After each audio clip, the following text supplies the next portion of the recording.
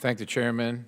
I'm happy the Department of Energy is out here making sure that we can all save money because we're too dumb to figure out how to do it ourselves. Dr. Richmond, as I look at this, you're looking at a gas stove rule, a dishwasher rule, a washing machine rule, a clothes dryer rule, a general service lamp or light bulb rule, a refrigerator rule, and a new room air conditioner rule.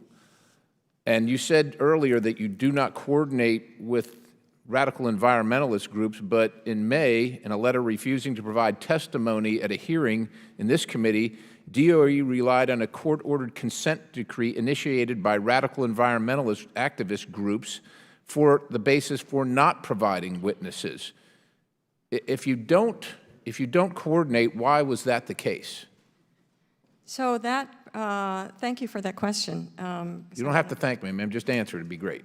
So that was to apply pressure for us to give a timeline for us to actually put the rule in place, which is now January 2020. So, okay, fair enough. When is it? When must energy standards be updated per the statute?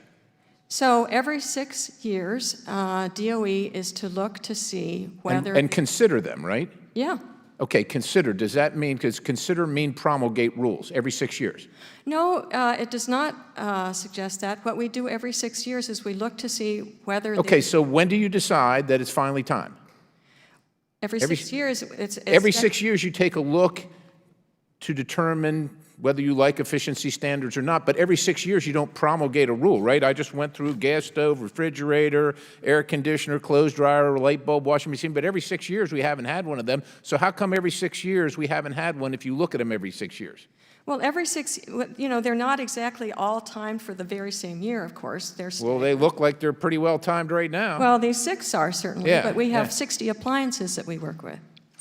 Yeah, and washing machines, refrigerators, gas stoves are something that are found in most people's homes, even people on the lower end of the economic spectrum. Ma'am, I don't know what kind of gas stove you have in your house, and to the gentlelady from the other side of the aisle says it's not a ban. According to my figures, 4% of current gas stove tops available in the market today meet the rule, which means 96% of them don't. And if you're not making a lot of money, you can't afford the expensive one that it probably will meet it, so you've got to try and buy the other one. I'm glad the Department of Energy is saving everybody a bunch of money by forcing them to spend a bunch of money, but if you have a gas stove in your home right now, there's a gas line coming to it and probably a 110 connection. Do you know what it takes to put an electric stove in your home? You have any idea?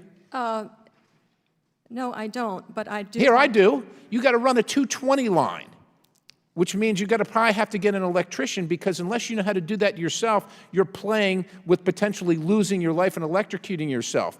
And your township or your municipality is not going to let you do it. You're going to have to hire somebody to come in and drill holes in your floor and pull wire to the panel and hook that whole thing up. And how much is that going to cost? Is that included in your efficiency savings calculation? Is that whole operation included, especially for poor people who are just happy to have a gas stove?